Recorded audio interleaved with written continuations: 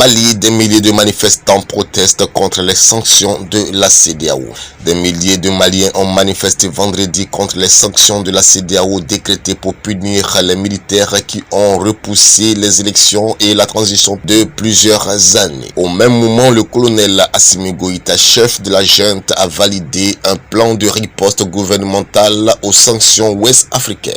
Les Maliens ont manifesté massivement vendredi 14 janvier à Bamako et à travers le pays contre les sanctions ouest-africaines et les pressions internationales qui ne faiblissent pas. Parés de couleurs nationales vert, jaune et rouge, des milliers de manifestants ont commencé à se masser dans la capitale sur la place de l'Indépendance pour la prière hebdomadaire ouvrant un après-midi de mobilisation orchestrée par les militaires. Certains manifestants ont passé la nuit sur le boulevard desservant ce haut lieu des manifestations maliennes.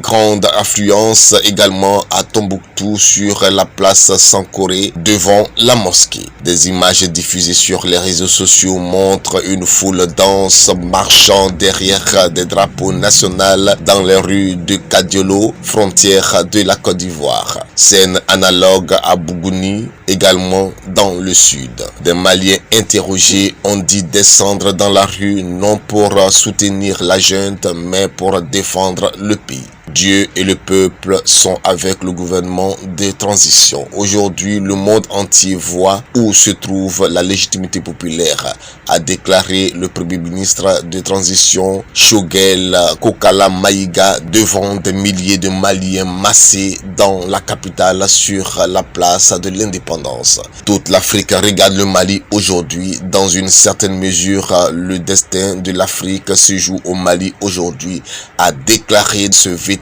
de la politique introduisé par les militaires à la tête du gouvernement de transition. Choguel Kokala Maïga a évoqué l'histoire de la résistance aux colonisateurs français pour dire que ce sont les enfants, fils et arrière-petits-fils de ces hommes-là qui sont à la tête de l'État aujourd'hui.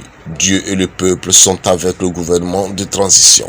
Tous ceux qui vont se mettre contre cette transition, Dieu ne les aidera pas. Dieu va leur barrer la route, a-t-il prédit.